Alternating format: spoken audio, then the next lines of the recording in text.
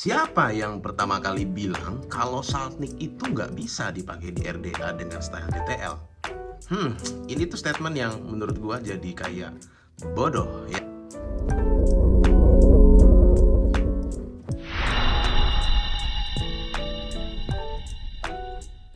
Halo sobat uapku dimanapun kalian berada, apa kabar?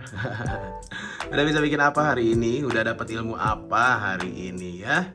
Ngomong-ngomong masalah Saltnik ya, siapa sih yang bilang pertama kali kalau Saltnik itu nggak bisa dipakai di RDA, apalagi dengan style DTL ya? Ini tuh statement yang buat gue tuh sebenarnya keliru ya. Jadi sebelum gue ngajarin bagaimana cara membuat blueberry donut cereal milk dengan implementasi real food ya, gue akan memberikan edukasi dulu ya. Jadi pastikan lu nonton sampai selesai dulu. Biar apa? Biar tidak gagal paham nanti ke depannya, oke?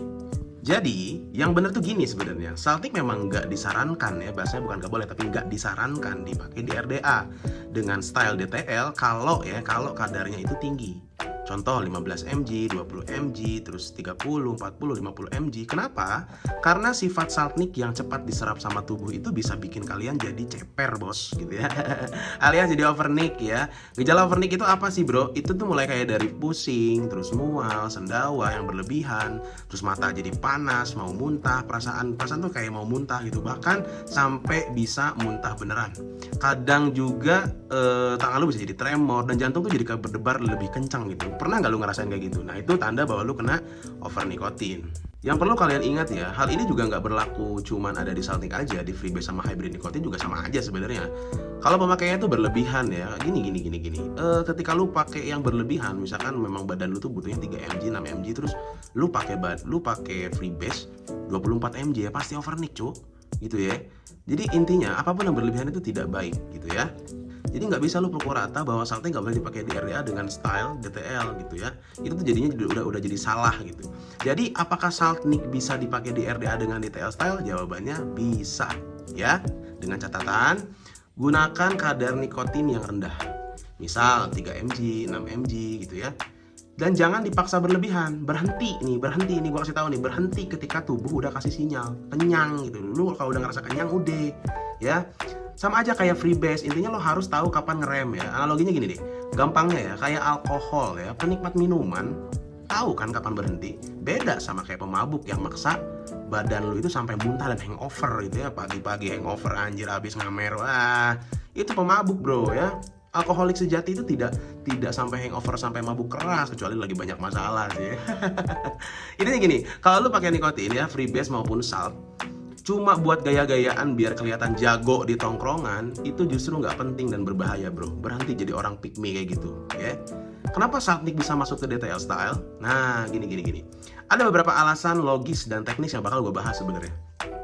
Kesatu ya, buat flavor lebih realistis. Contoh, lu bikin rasa donat nih, kalau di dunia nyata, donat itu kan lembut, fluffy, creamy. Kan nggak mungkin tuh ada donat yang aslinya tuh kayak bikin tenggorokan lu garuk-garuk kecuali pakai gula biang gitu ya.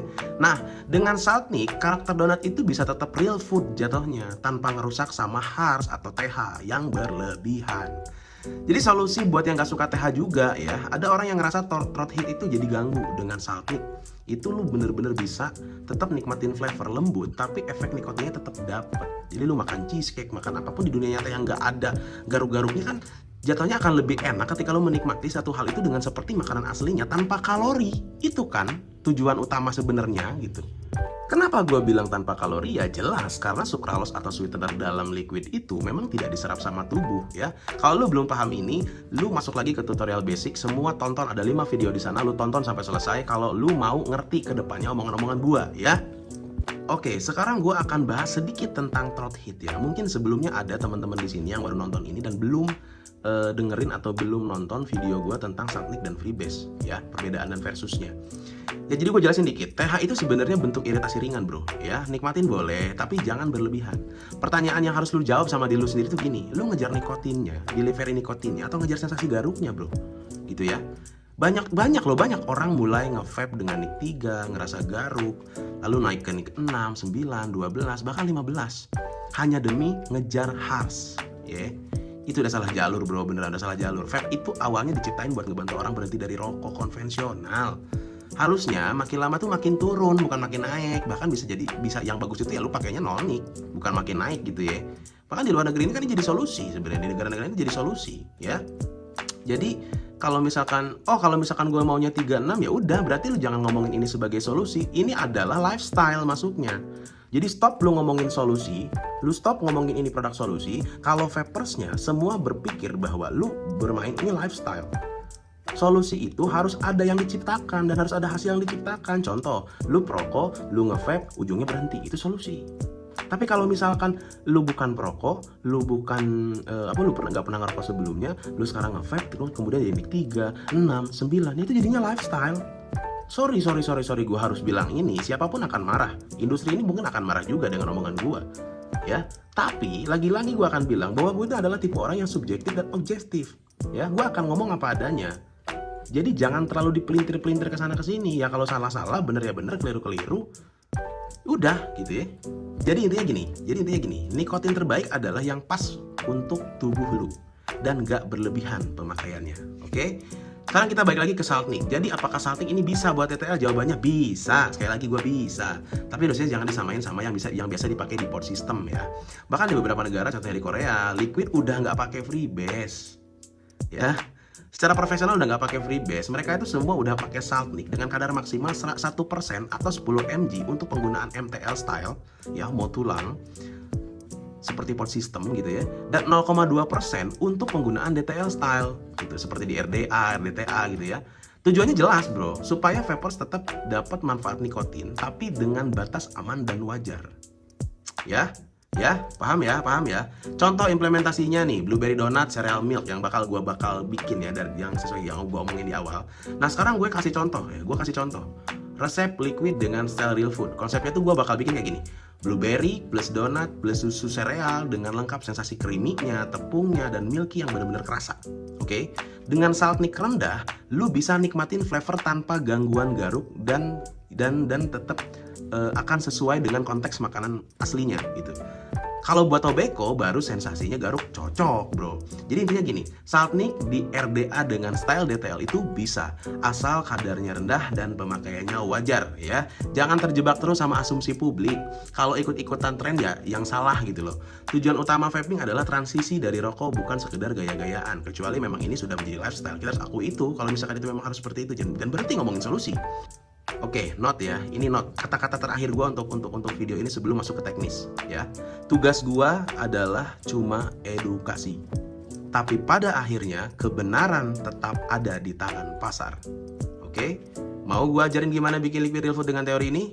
Yuk kita bikin blueberry donut cereal milk versi real food dengan karakter donat yang fluffy dan nyusu banget. Oke, yang pertama gue akan masukin glass donut ya. Jadi kalau lu tau glass donut ini adalah base dari si donat itu sendiri ya, by Capella ya, masuk. Yang kedua gue bakal masukin frosted donut ya. Jadi selalu settingannya kalau mau bikin donat tepung-tepungan itu udah pasti glass donut, frosted donut sama joy ya. Sekarang gue masukin joy.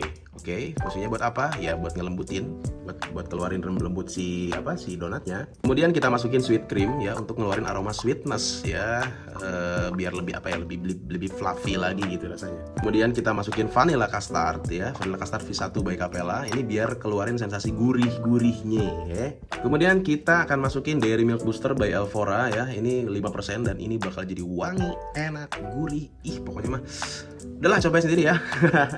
Masuk Dairy Milk Booster.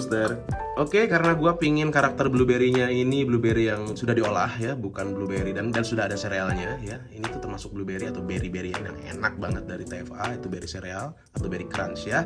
Masuk. Sebenarnya gue nggak mau jadi ganggu, jadi nggak mau terlalu manis. Gue pakai 1% aja. Sebenarnya 1% itu udah cukup sangat manis ya. Bahkan teman-teman tuh banyak yang lebih suka pakai 0,6, 0,7. Lu tinggal sesuaikan saja. Jadi lu copy resepnya, lu bikin ya, sesuaikan dengan lidah lu di berapa. Oke, sweetener masuk. Kemudian kita aduk seperti biasa. Ya, kita aduk dulu. Oke, stop. Ini adalah Saltniknya ya. Gue akan masukin Saltniknya di 3 mg. Nah karena gue pakai Saltniknya 250 mg per mili, jadi gue pakainya 3 mg itu sekitar di 0,7 pilih ya. Jadi buat kalian yang belum ngerti bagaimana cara ngerubah nick strength dan kadar nicknya, lu tonton dulu, lagi-lagi lu tonton dulu dasarnya, ada tutorial basic gue udah masukin ke playlist. Lu tinggal nonton sampai selesai, lu baru cari resep di gua, lu baru bikin. Sekarang kita masukin PG ya, aduk lagi. Oke. Sip. Ya, setelah diaduk seperti biasa kita wangiin dulu ya. Wanginya, sedapnya, enaknya bro. Ini sumpah ya, kalau gua implementasikan gua donat tepung ya, donat tepung itu kerasa sangat wangi. Cuman dia pertama kali ditonjoknya, si flavornya itu susunya kental, susunya itu gurih, nggak ada bau apaknya, gurih, diikutin sama blueberry yang udah mateng. Itu udah jadi kombinasi yang paling cocok banget ya. Oke, blueberry cereal milk ini udah ngaco deh, enak banget. Seperti biasa ya, langkah terakhirnya. Wih, ada apa tuh, bentar. Langkah terakhirnya ya, kita masukin VG. Lagi-lagi gue selalu bilang bahwa jangan lakukan ini di rumah kalau lo tidak terbiasa ya. Jadi biasanya pakai gelas takar aja ya, jangan langsung kayak gue ya. Kalau gue udah terbiasa, feelingnya juga udah kuat, intuisinya juga udah kuat ya. Oke, sekarang gue percepat. Nanti kita langsung ke bagian sudah jadinya. Gila, lihat warnanya golden, enak banget dilihatnya. Ini tuh udahlah. Oke, sudah selesai ya. Seperti biasa, kita tinggal masukin ke ultrasonic. Tapi kalau sekarang gue kayaknya mau durasinya nggak usah terlalu panjang lah ya. Gue mau langsung masukin aja ke sini, jadi biar lebih alami. Karena gue nggak akan cobain dulu liquidnya. Nah ini karena ini sudah pasti enak banget. Karena itu resep yang udah pernah gue bikin berkali-kali sebenarnya.